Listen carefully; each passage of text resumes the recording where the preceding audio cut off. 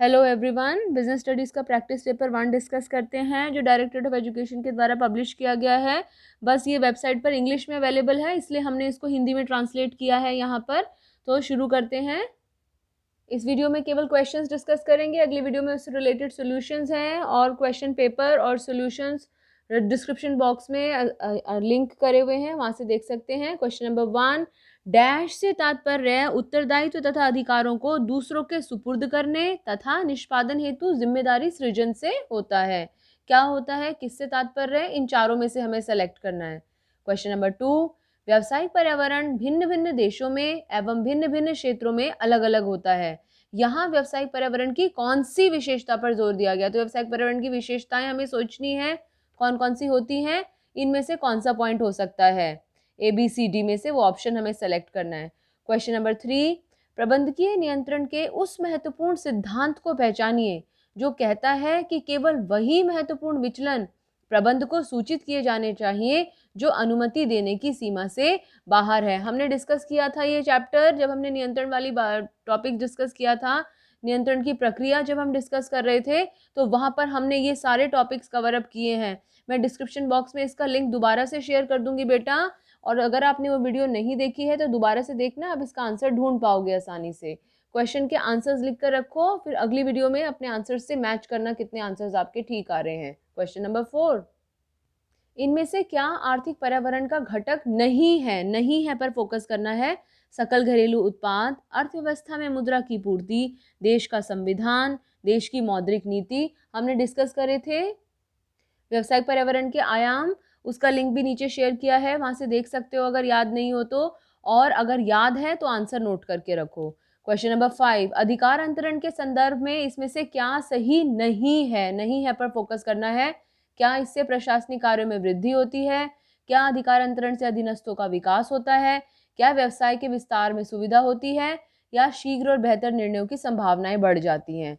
इनमें से एक ऑप्शन। क्वेश्चन नंबर 6, शहरी क्षेत्रों में लोग अत्यधिक ऑर्गेनिक खाद्य पदार्थों, बोतल बंद पानी तथा पूरक आहार फूड सप्लीमेंट्स का प्रयोग कर रहे हैं। यह कौन से पर्यावरण का उदाहरण है? इनमें से क्या आंसर है, उसका आंसर शो करना है हमें। एक जगह नोट करते रहो अपने आंसर्स।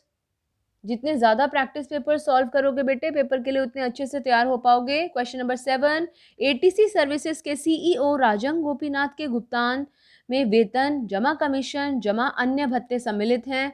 साथ ही कंपनी उनके बीमे और छुट्टियों का भी भुगतान करती है। कंपनी द्वारा CEO को दिए जाने वाले एक अप्रत्यक्ष भुगतान को पहचानिए। प्रत्यक्ष भुगतान, अप्रत्यक्ष भुगतान, वित्तीय रूप में, गैर वित्तीय रूप में, इनमें से कौन सा अप्रत्यक्ष लगता है? क्या वेतन, कमीशन, भत्ता जो है वो अप्रत्यक्ष है या फिर बीमा का भुगतान अप्रत्यक्ष है? 8वां, उस प्रक्रिया का नाम बताइए जिसके माध्यम से एक प्रबंधक अलग अलग विभागों की गतिविधियों को एकात्मकता प्रदान करता है। एकात्मकता वर्ड हमने कहाँ पढ़ा था, कौन से कॉन्सेप्ट में पढ़ा था? फर्स्ट चैप्टर में, याद करो। क्वेश्चन नंबर 9, एक प्रबंधक को अपने उस अधीनस्थ को दंड देने का अधिकार होना चाहिए। अधिकार की बात की जा रही है, जो जानबूझकर वैध निर्देशों का पालन नहीं करता, लेकिन साथ ही अधीनस्थ को भी कुछ ड्यूटीज बताई गई हैं, उसको भी अपनी स्थिति स्पष्ट करने का पर्याप्त अवसर मिलना चाहिए। उस प्रबंध के सिद्धांत को पहचानिए जिसकी यहाँ व्याख्या की गई है। प्रबंध का सिद्धांत पहचानना है बेटा, कौन सा सिद्धांत है जिसमें अधिकारों वगैरह की बात की जाती है? इनमें से कौन सा लगता है आपको? देन क्वेश्चन नंबर 10, अगर एक निर्माणीय संगठन में श्रम लागत में 5% तक की वृद्धि को स्वीकार्य मानने की योजना बनाई गई है, तो श्रम लागत में 5% से ज्यादा वृद्धि होने पर प्रबंध को सूचित किया जाना चाहिए। ये किस चीज का उदाहरण है? याद है आपको, हमने डिस्कस किया था किस चीज का उदाहरण है इनमें से? अपवाद द्वारा प्रबंध, संकट बिंदु नियंत्रण, या ये दोनों, या इनमें से कोई भी नहीं? आता है तो टिक करके रखो, नहीं आता है तो डिस्क्रिप्शन बॉक्स में वीडियो दी है, क्वेश्चन नंबर पुट करके उसे सर्च करो और देखो। क्वेश्चन नंबर 11, ऐसे संगठन जो विस्तार और विविधीकरण की योजना रखते हैं, विविधीकरण डाइवर्सिफाई करना चाहते हैं, अलग अलग तरह के उत्पाद बनाना चाहते हैं, कार्यात्मक ढांचा या प्रभागीय ढांचा, बताओ कौन सा होता है? क्वेश्चन नंबर 11 का और पार्ट, प्रबंध के इस कार्य को बतौर एक प्रक्रिया के रूप में, प्रबंध का कोई कार्य है, प्रबंध के कितने कार्य होते हैं?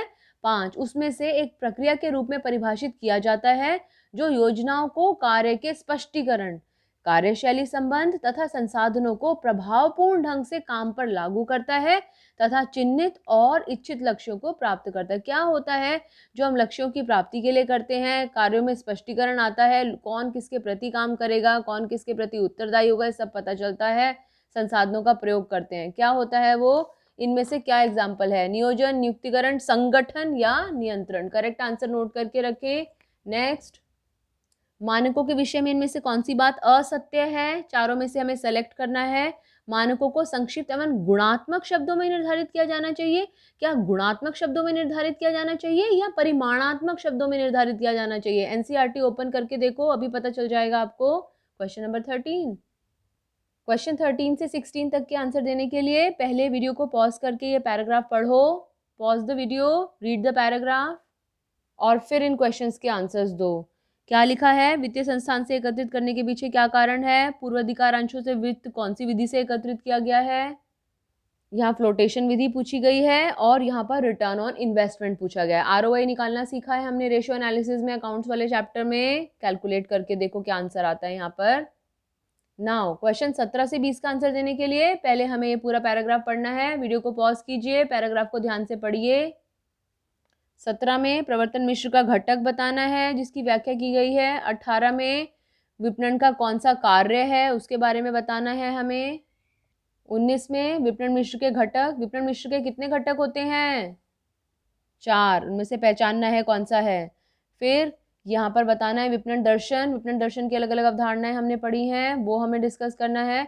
फिर क्वेश्चन नंबर 21, प्रबंध के उस स्तर को पहचानिए। बेटा प्रबंध के कितने स्तर पढ़े हैं हमने, 3, याद आया, ये हमने पढ़ा था, उच्च स्तर, मध्य स्तर और परिचालन स्तर।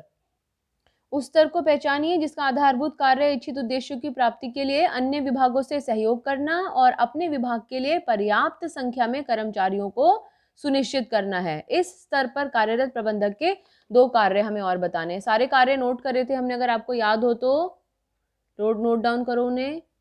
देन क्वेश्चन नंबर 22, प्रशिक्षणार्थी प्रशिक्षण और प्रकोष्ठ प्रशिक्षण को एक्सप्लेन करना है और बताना है कि ऑन द जॉब है कि ऑफ द जॉब है। क्वेश्चन नंबर 23, नियंत्रण प्रबंध का अपरिहार्य कार्य है, अनिवार्य कार्य है। क्या आप इस कथन से सहमत हैं? हाँ हम सहमत हैं या नहीं हम सहमत नहीं हैं। जो भी बात है उसके समर्थन में हमें कारण देने हैं। नियंत्रण का महत्व बताना है हमें यहाँ पर, या फिर ये हमें पैराग्राफ पढ़ना है और इस पैराग्राफ के हिसाब से हमें क्वेश्चन का आंसर देना है और मनु का मार्गदर्शन करना है। क्वेश्चन नंबर 24 में प्राथमिक और द्वितीयक बाजार में अंतर्भेद करना है या फिर मुद्रा बाजार और पूंजी बाजार में हमें अंतर्भेद करना है। क्वेश्चन नंबर 25 में फिर हमें ये पूरा पैराग्राफ रीड करना है। वीडियो को पॉज कीजिए, पूरा पैराग्राफ पढ़िए और हमें बताना है कि संध्या ने कौन सी नेतृत्व शैली का प्रयोग कर रहा है। 3 तरह की नेतृत्व शैलियाँ पढ़ी हैं हमने। कितने तरह की नेतृत्व शैलियाँ पढ़ी हैं, 3, उसमें से पहचानना है, डायग्राम जरूर बनाना।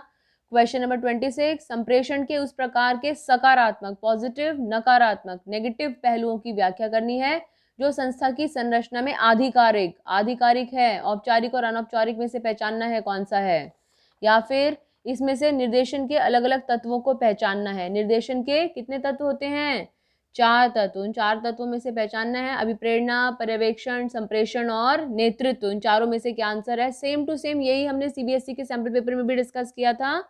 सूरज एक प्रबंधक है, अपने अधीनस्थों को संगठन में लाभ को बढ़ाने में योगदान के लिए लाभ में हिस्सा देने का निर्णय कर रहा है, तो क्या है ये। और सीमा प्रबंधक है जो लोगों के व्यवहारों को प्रभावित करने की क्षमता रखती है, गुड लीडर।